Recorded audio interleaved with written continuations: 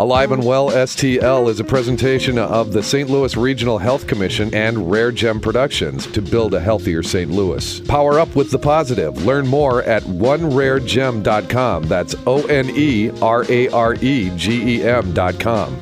The Regional Health Commission works in partnership with regional health sector advocates and stakeholders to improve healthcare access, reduce health disparities, and improve health outcomes for the uninsured and the underinsured in St. Louis City and County. Alive and Well, STL. Meet Greg Kenner, a.k.a. Mr. Big. All right, what'd you have for breakfast? Green eggs and ham.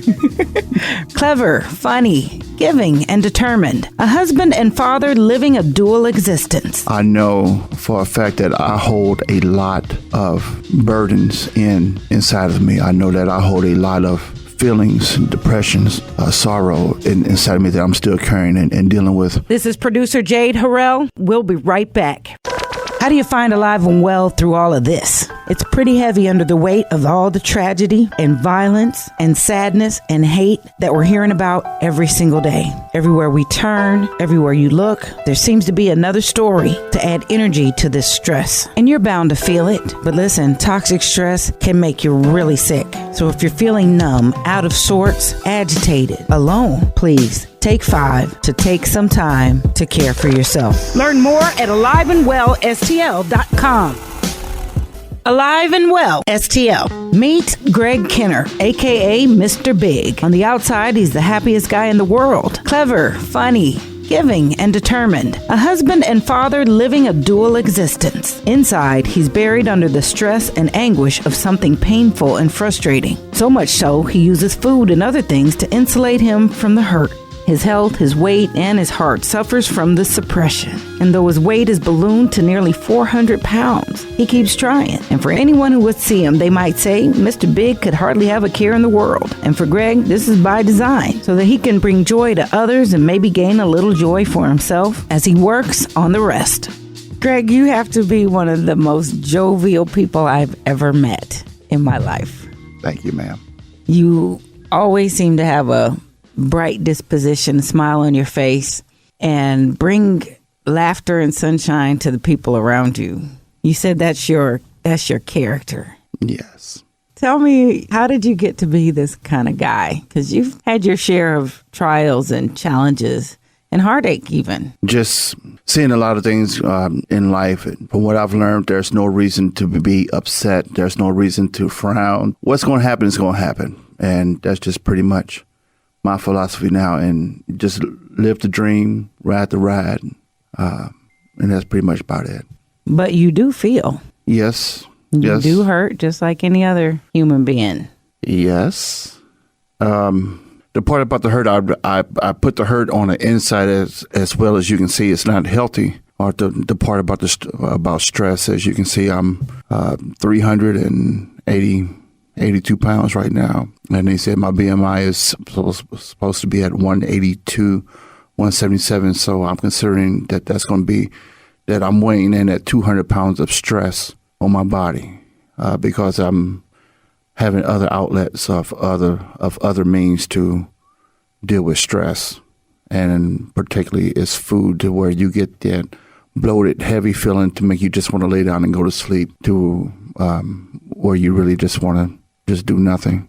But I need to learn how to tackle that part as far as for my own self. But as far as the spirit that I have, it's just mostly just being happy with who I am, mostly loving where I'm at right now in life, and just really praising God and thanking Him for everything that He's done for me, even with the losing of my parents and the stuff that's just everyday life situations. You still smile. You still keep a happy-go-lucky feel around you, because people can read, and your body language can read to other people. You don't want to bring them down also. So therefore, no matter what, just smile. Mm-hmm. It's easier to smile than it is, so they say, to frown. It takes more muscles, so they say, that you use in your face to frown than it does to smile. Mm-hmm. You admittedly shared that you have stress, so much so that it causes you to turn to food and slumber and an escape. Yes. So as genuine as your smile is, you're also dealing genuinely with some stress in your life, or at least trying to deal and cope, but maybe in a sense be withdrawing because of it. How is it that you're in both spaces? I've even seen you, and we've done this a couple of times, gone on our weight loss journeys and sought out opportunities to live healthier wellness lives. Describe what it's like for you to be living in both spaces. It's hard. It's somewhat confusing, even for myself. Motivation is the key to everything.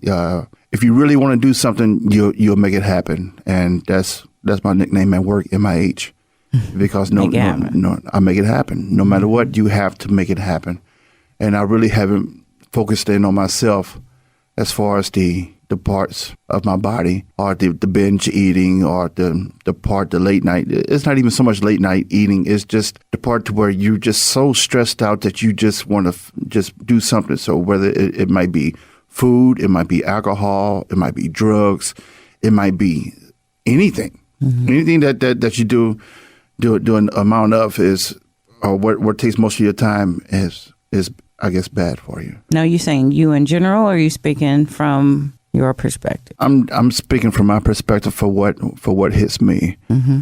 I know for a fact that I hold a lot of burdens inside of me. I know that I hold a lot of feelings, depressions, sorrow inside of me that I'm still carrying and dealing with my parents, dealing with siblings, dealing with the whole world as general. But the part that I like to do is just kind of step outside the box and go back to it every now and then.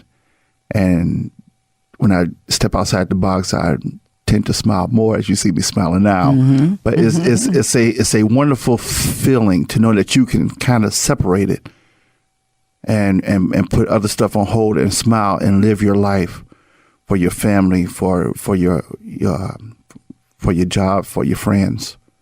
That you can move on and deal with everyday life, because the things out here life is just hard, mm-hmm. and you don't want to do it. You don't want your kids to see you with it. You don't want your wife to see you with it. You don't want anybody to see you with it. People who I work with say, that guy, I have never ever seen him with a frown or come in here depressed or just frowning. Every day that I've seen him, he's always smiling. Is there a pressure for you to be that? In a way, you do it to uplift and uphold others, but does that add to your load? No. Okay. No.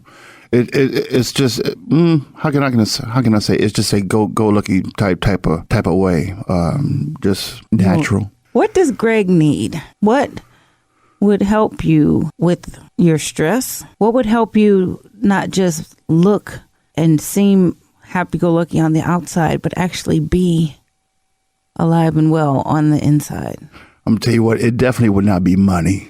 Okay. It would not be. Money's not the answer. Money is definitely not the answer. Doesn't solve the problem? It does not solve the problem. Mm-hmm. Share with me why you chose that. The reason why I say, I hear a lot of people say, well, hey, if I won Powerball, I'll be in a better place, or you might be in a better place financially, but you're still going to have that hate, not even say hate, but that bad feeling or whatever that you're dealing with at that same time.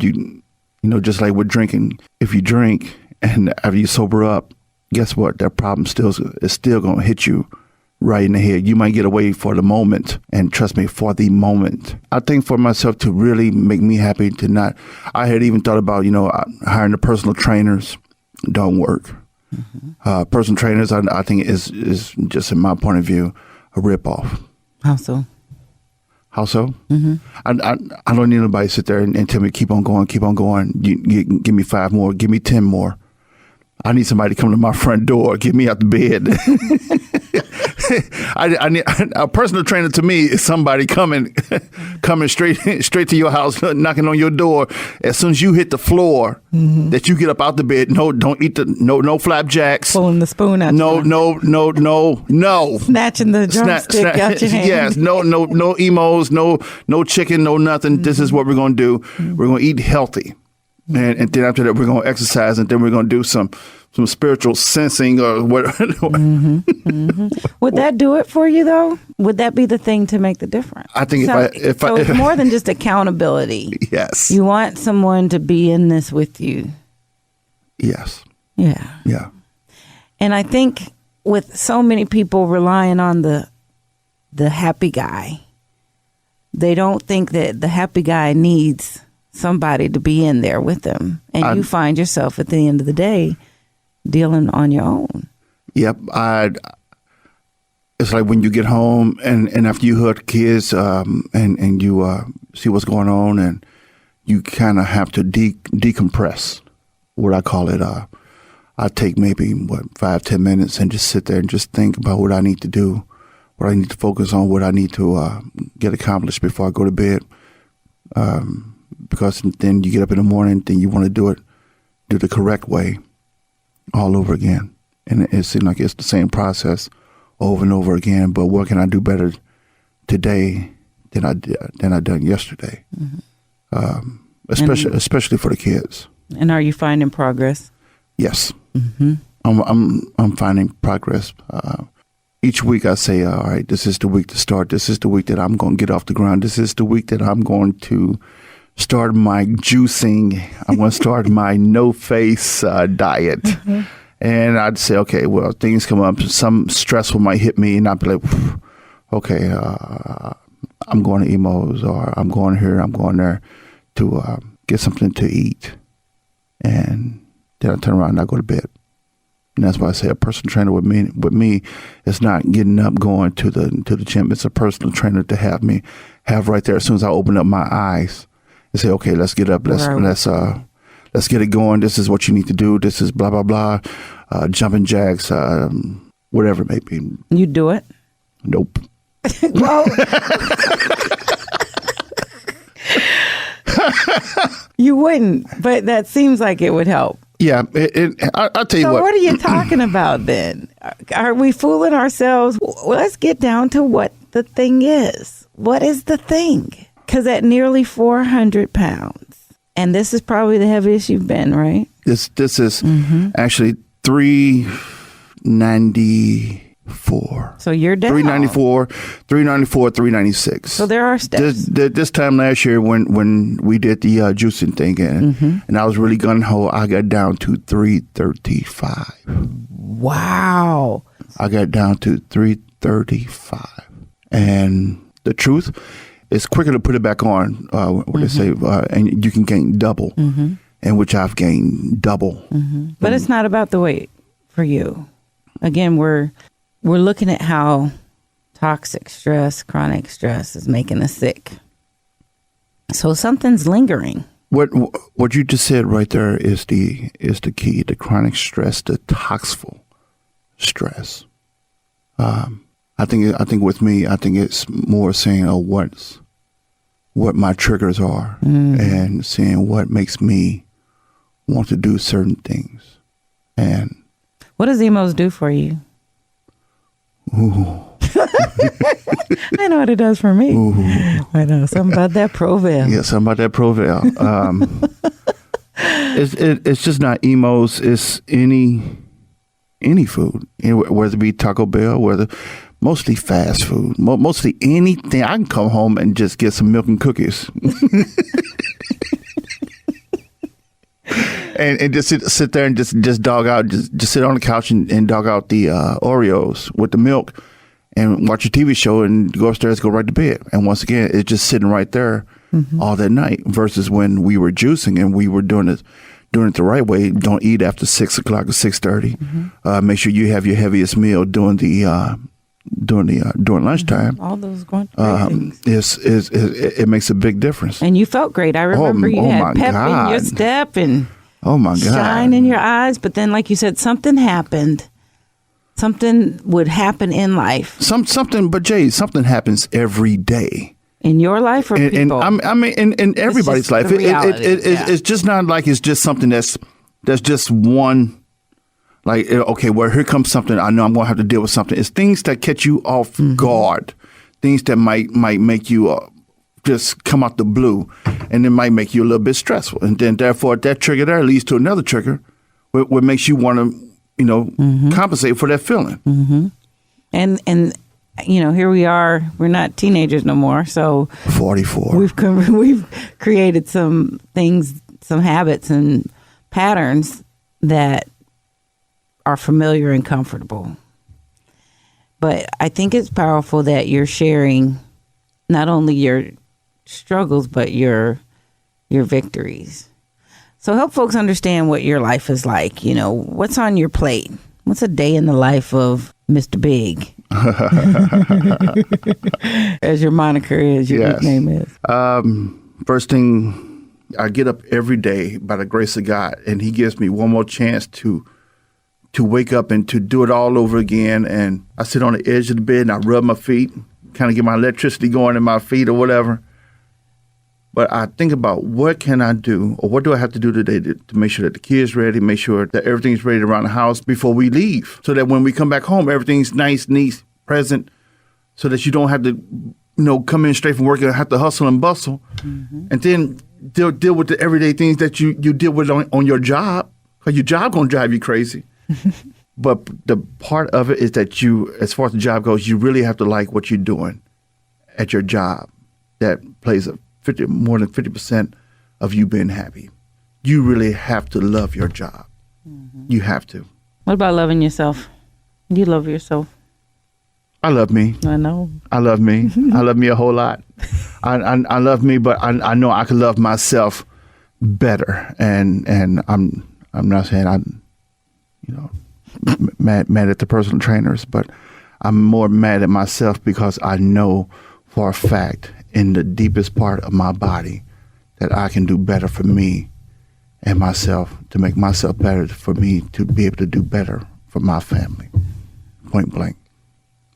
But I'm going to have to figure out and sit back and see what it is. I need to see what's bothering me. Do you not know? Yes. You know what's bothering you? Yes. What's bothering you, Greg? See, it's going back under. Yeah, I do it every time, and your character wants to put it. She tries. Yes. Put it away. Yes, it's like an automatic shield that comes in and just zaps. I saw it just happen. It happen. But it's eating you up. Not completely, because you're shining through, fighting through, but it's in there. Nicole says the same thing. Why don't you just let it out? But the thing is, what do you think would happen if you allowed it to I don't think you have enough. I think we'll drown in here. Because it's heavy? Yeah. But aren't you in there somewhere underneath all the insulation? You're in there anyway, and we're missing you. And all of us have it in various ways. I think what kicks in it is my spiritual side in saying that no matter what, we're going to make it. There's no need to dwell over it. Move on, deal with it, and just keep on going. Keep your head up. Mm-hmm. Keep on doing what you're doing.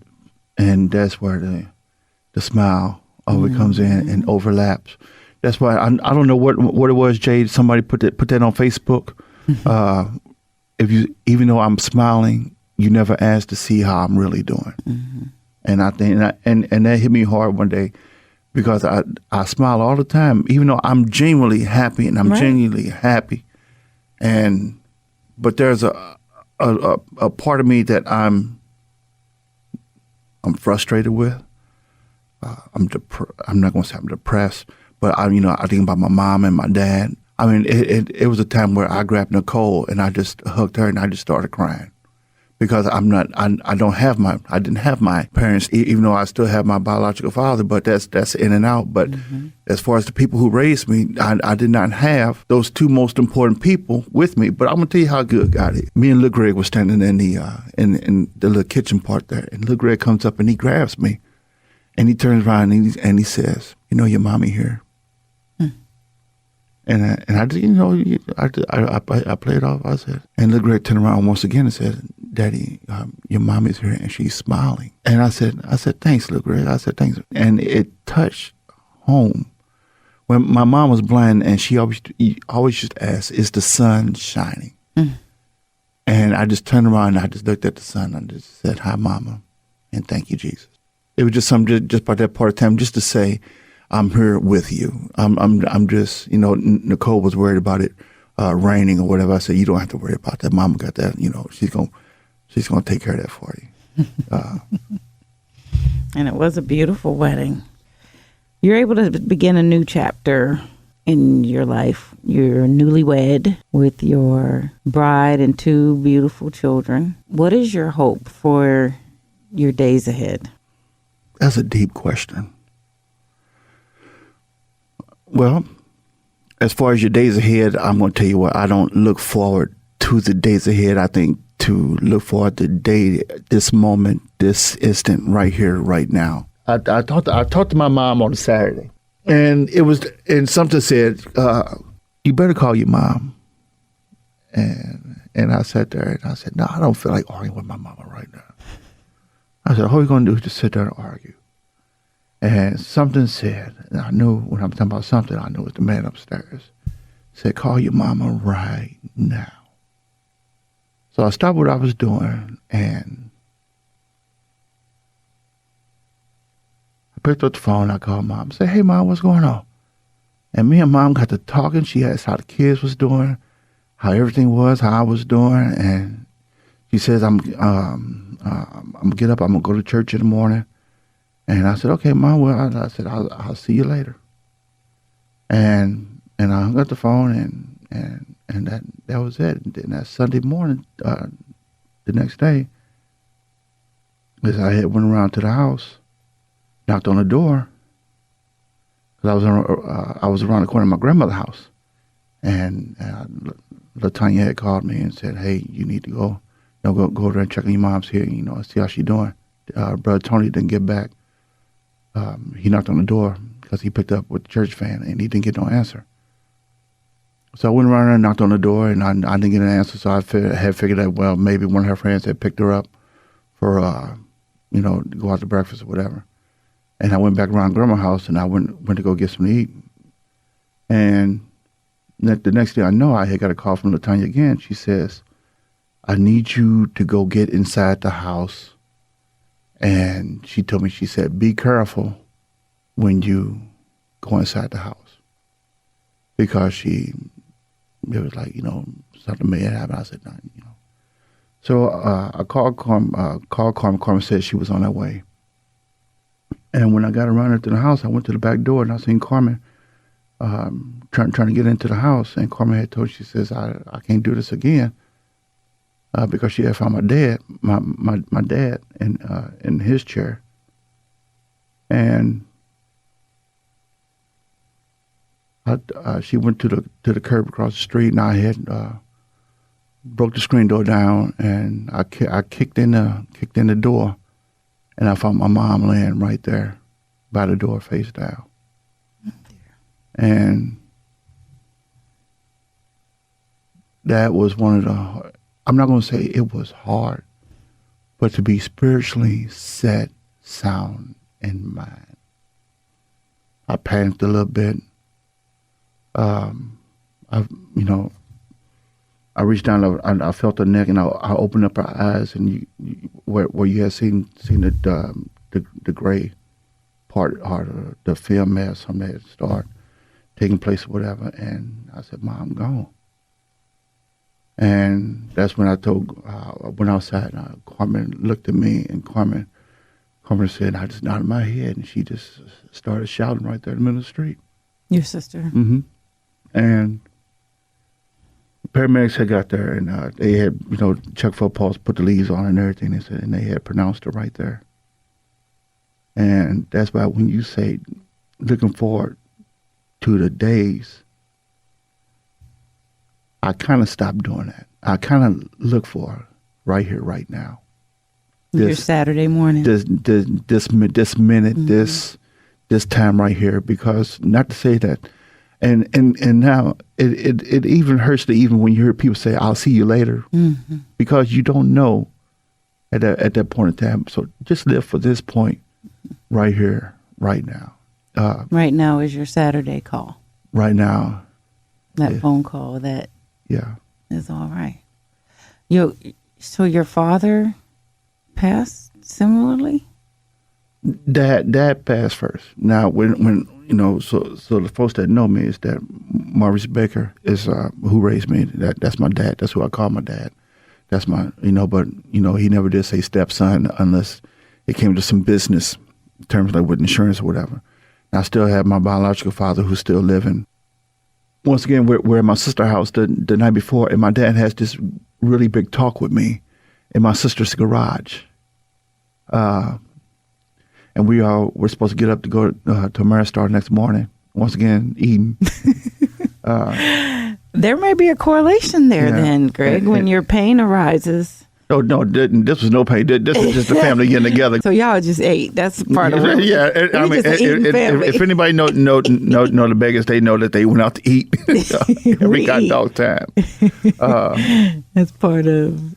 But when my dad, he was telling me about my mom. She didn't want to do right. She didn't want to eat right. She was trying to drive the car, going halfway blind, trying to drive the Schnooks, and just other things. And I was like, okay, Dad, but that's Mom, and I left out the garage, and then we went back inside, and I remember my dad standing right next to the sofa of my sister's house, and that's the last time I seen my dad, until Marlon had called me the next morning and said Dad had passed.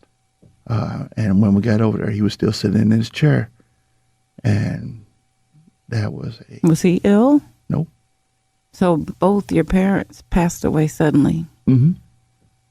How fortunate for you to have been with them moments prior. Priceless. Priceless. Priceless. I mean, I still remember the conversation as like yesterday. I mean, that's just something that'll just never go away. It'll never leave you. Then I gather that as our takeaway and lesson and learning from meeting and sharing with you today is how priceless our moments are and the joy and happiness that we can embrace and the gratefulness for each day that we have, each second that we have to second live. at your heart, and God allows your heart to beat that one pounding time, to sit here and to be able to see you and to see your smile, to look out the window, to see things, and that's why I say time is precious. You can't get back time, nothing. So that's why I say I keep myself happy and I keep myself motivated. Now it's just the time to really conquer my demons and see what's going on with me as far as getting this weight off my body. But you said what's bothering you. Yeah, but it's something I just don't like to talk about it. Okay. But you do have some tools that are working for you to cope in the interim. What is your encouragement to those listening in tackling their demons, living their lives through loss, and embracing the moments that they have? Love yourself. Regardless of what's going on with you right now, whatever's going on in your mind right now, step outside of your box, get into another box, and love yourself in that box. One thing that you really have to do is that you have to take time for yourself.